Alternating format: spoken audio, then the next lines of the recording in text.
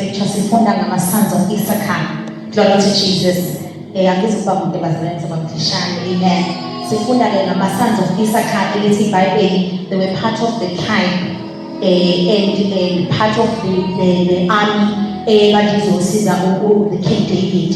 They went up to Hebron to help David when he was about to take over also from King Saul. The sons of Issachar in Bible, they are a generation born of Jacob and Leah. Glory, hallelujah. As it told MP, they were part of a soldier or abayong. They were talking to the sons of Issachar.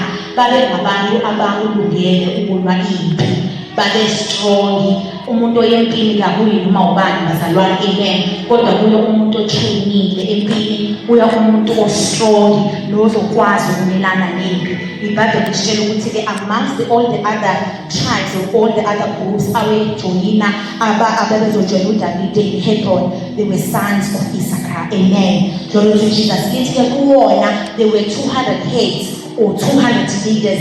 This was a trained group. This was a skilled and a strong group. Ishela ngestrength sabo. Alikhulumi kuphela ngestrength sabo iBhayibheli bazalwane, kodwa lisitshela ukuthi besides them being just strong or fit or physically fit, ukuthi bengakwazi ukuyolwa impi basiza uDavide. Kodwa on top of that, iBhayibheli, the sons of Issachar were also wise.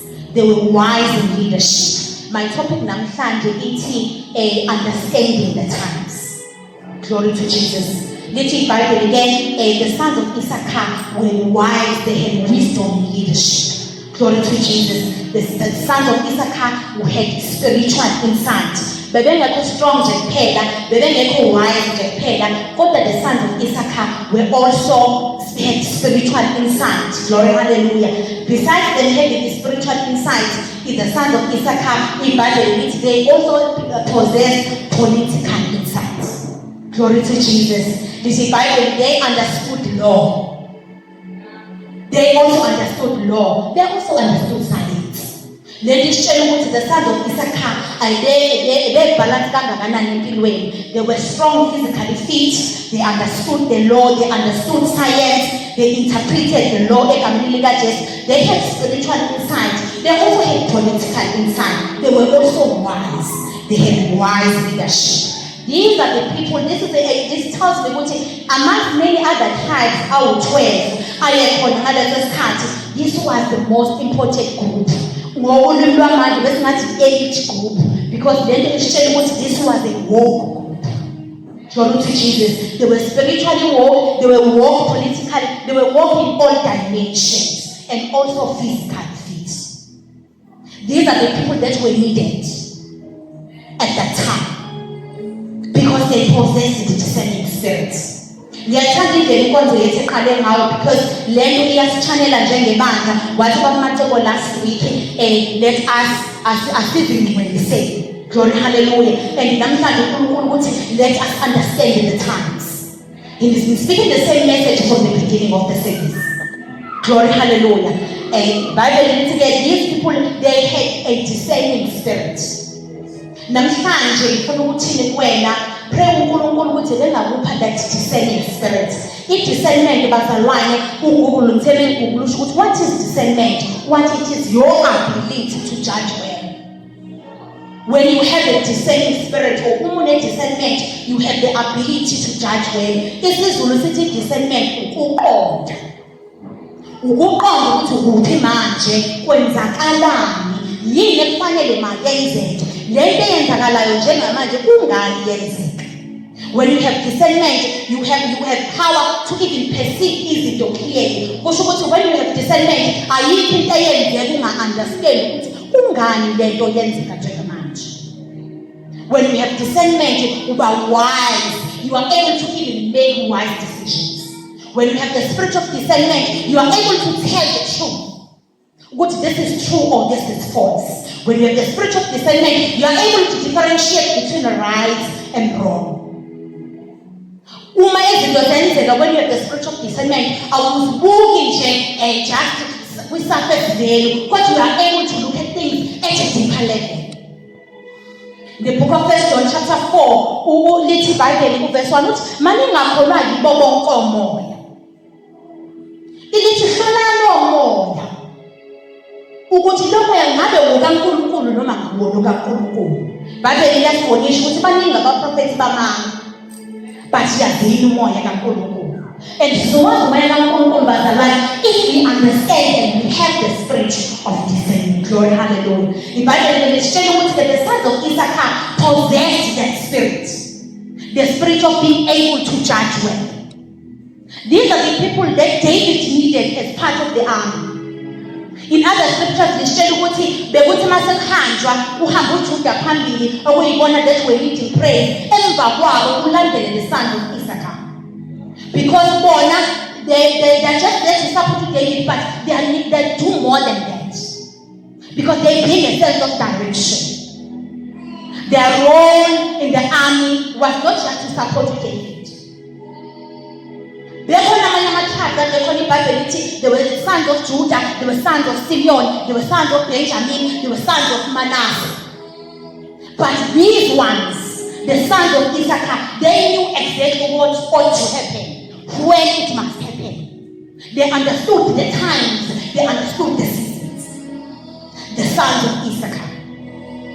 They knew ukuthi njengamanje isikhathi saSawule sesiphelile. They understood ukuthi njengamanje uNkulunkulu umgcobile uDavide and he's the one who ought to take over.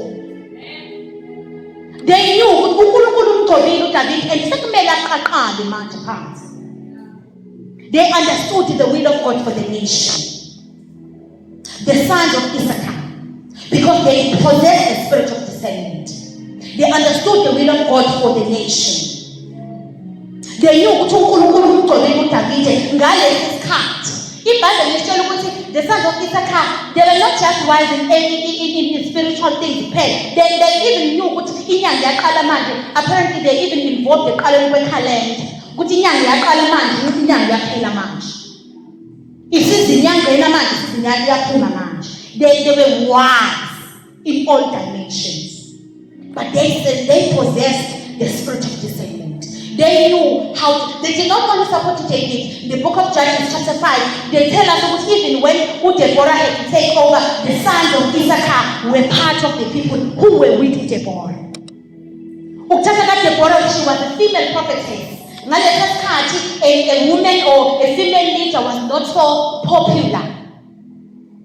So, but they supported Deborah with uNkulunkulu noma ngowesifazane, but uNkulunkulu umgcobile uDeborah at this time. Because they knew bebenokuqonda ukuthi lona ogotshwe nguNkulunkulu noma engowesifazane. Baba lithi bangisupport uDavide. They knew what to do because they possessed the spirit of discernment.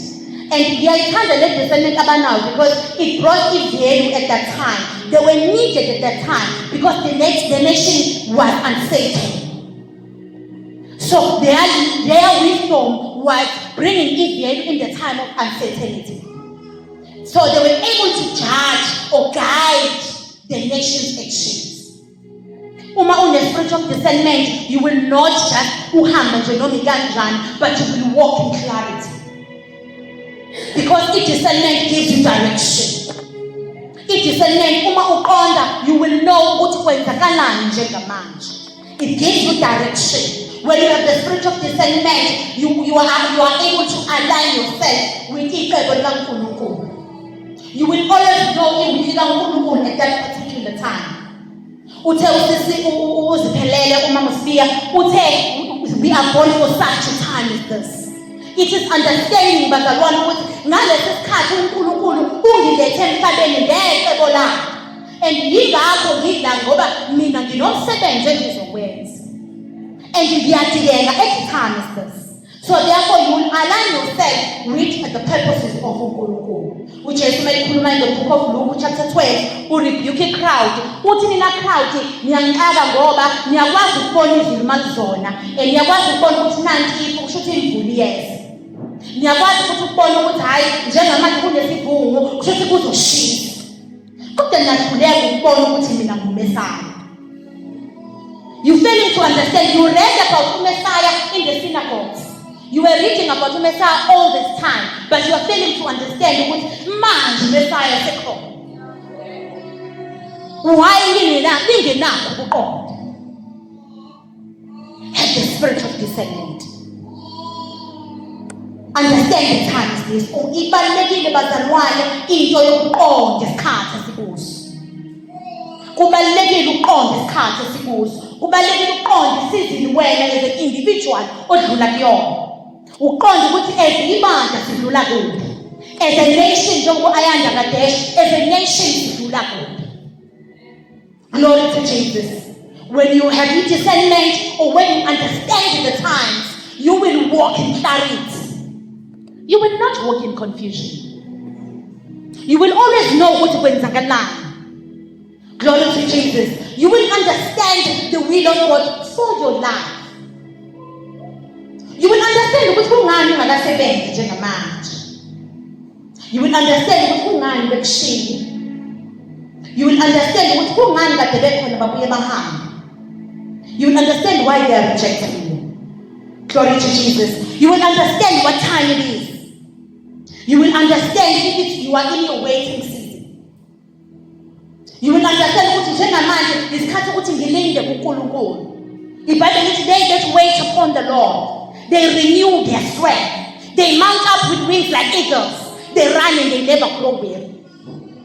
When you understand ukuthi njengoba ngilindile nje kuphela, kodwa ngiyafumana manje kulindeni uNkulunkulu. Ekwethembeni uNkulunkulu yila ngithola khona manje. When the next season comes, I have gathered enough strength. I have gathered enough strength to run. I have gathered enough strength to grow. I have gathered enough strength to soar. Glory to Jesus. You will understand. You will live in season. You will know if you are in your planting season. Am I planting imali? Am I planting time? You could be waiting and just planting at the same time. Waiting and planting and serving uNkulunkulu. Uma ngabe ibheka lesithi we are committed to set God's purpose. This is my season to serve uNkulunkulu. I am planting. And understand ukuthi my reaping season will come. But you ought to understand the times. Ukuthi ngidlula kusiphi isikhathi njengamanje in my own life. And if you understand the time, you are on solo uNkulunkulu. Because you understand what time it is. And you understand ukuthi uNkulunkulu akangishiyanga. You understand ukuthi angingeke uNkulunkulu nami. Glory to Jesus. You will know when it's time to reap or when it's time to harvest. When you understand the times, you will know ukuthi njengamanje I am reaping into engayishalanga. Glory to Jesus. Glory to Jesus. You will know ukuthi njengamanje ngiyempini. You will know ukuthi njengamanje it's time ukuthi I must gather the saints. Njengamanje ngilungiselile. Njengamanje sekumele ngi-attack. Glory to Jesus. So if you understand the time and you possess the spirit of discernment, you will know and nothing will surprise you. Ayikho into ezokushoka. Ayikho into ezokudida. Ayikho into ezokwenza impilo yakho uthuke. Because you understand the times and you understand the seasons. Nothing will move you. Uzokwazi ukuyibona impi iza. Ukuthi nansi impi iyeza.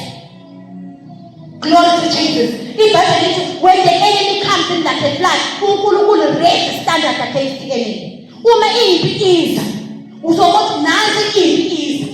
In the book of Ephesians chapter 6, verse 12, lithi asibi nenyama negazi.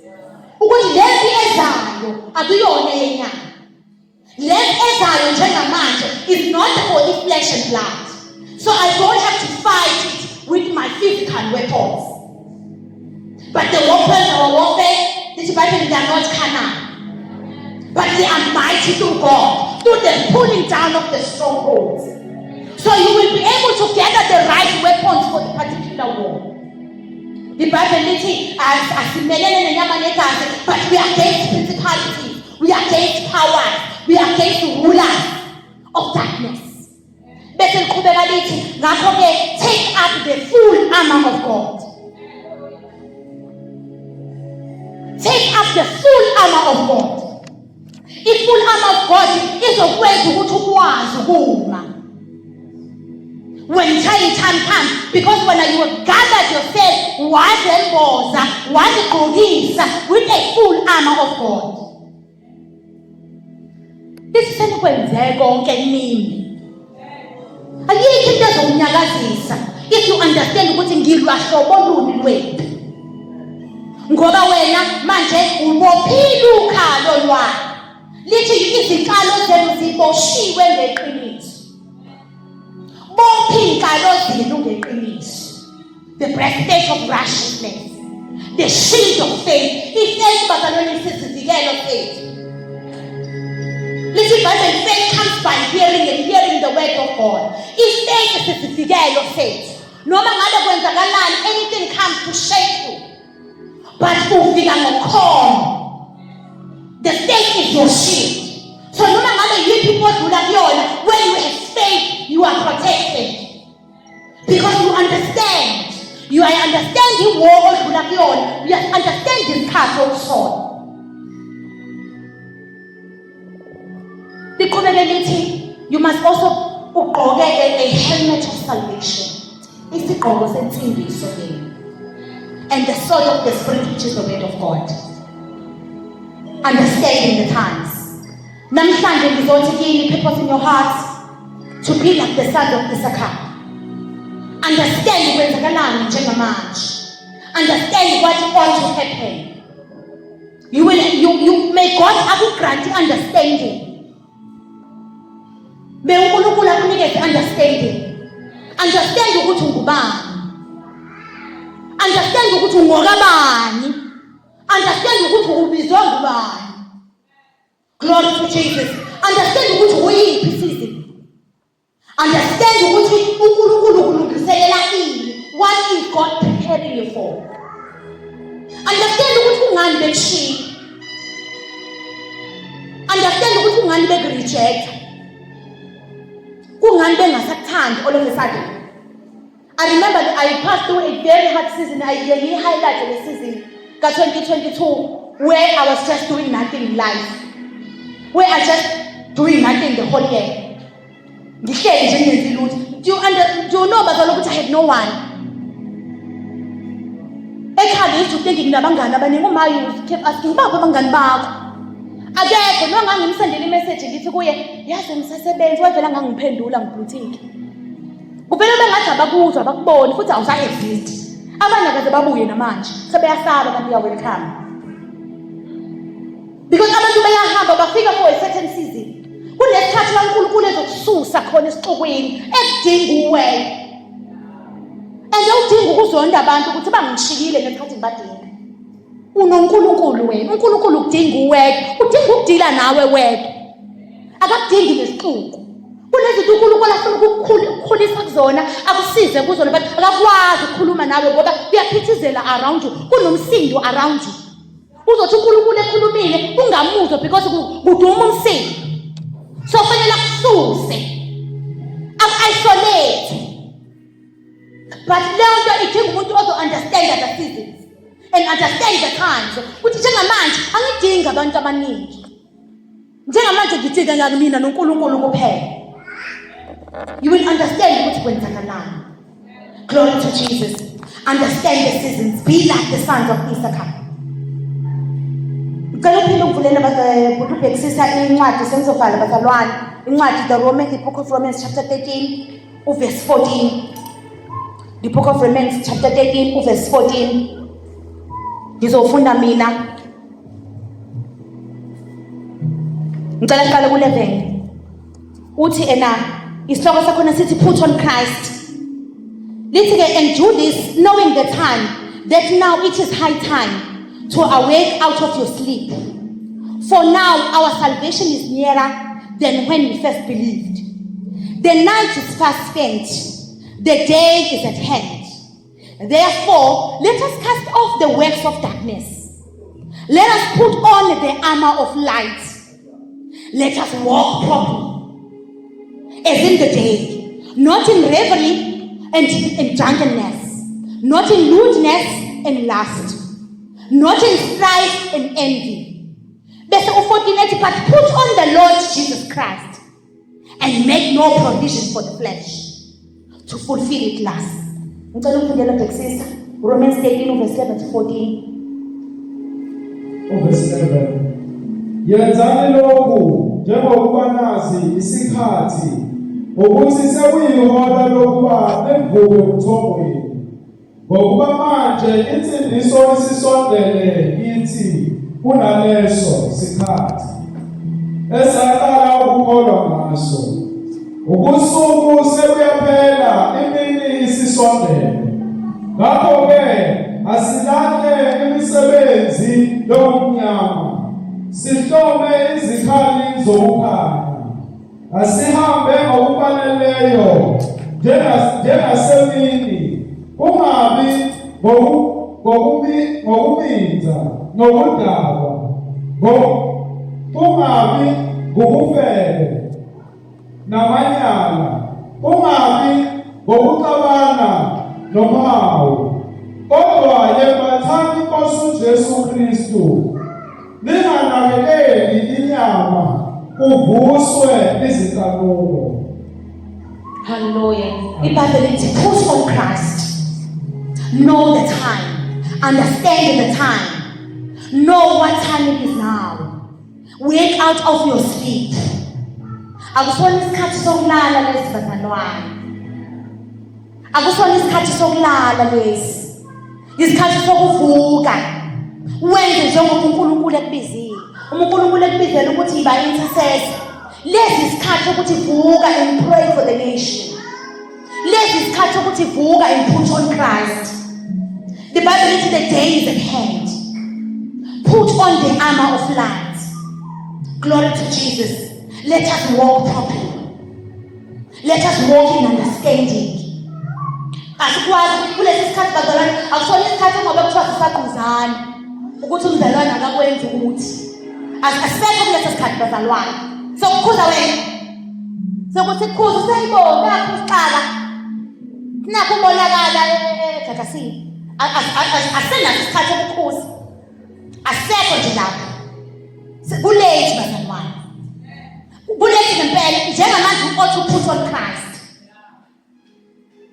We ought to walk properly before God. We ought to understand who we are in the kingdom of God. We are kingdom builders. So you ought to understand in your walk, I can't be no muban, but me nangibizelwe ukwakha umbuso kaNkulunkulu. And ukuqonda ukuthi ungubani ubizelwe ini. Asikwazi ukuthi singathola crash. Glory to Jesus. Lesi asona isikhathi ukuthi ngabe sekhuza. Impela sinathi isikhathi sibhizi. Bese ukukhuza sini. Put on Christ. Put on Christ. Yembathana uChrist. Azabonakala, azabunjwe yini. Membatheni uChrist. Njengamanje sembatha uChrist bazalwane. We are not going to walk in confusion. You're not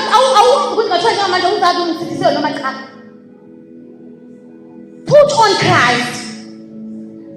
Put on Christ. What's serious, bazalwane? Put on Christ. Glory to Jesus. The Bible says, let us walk.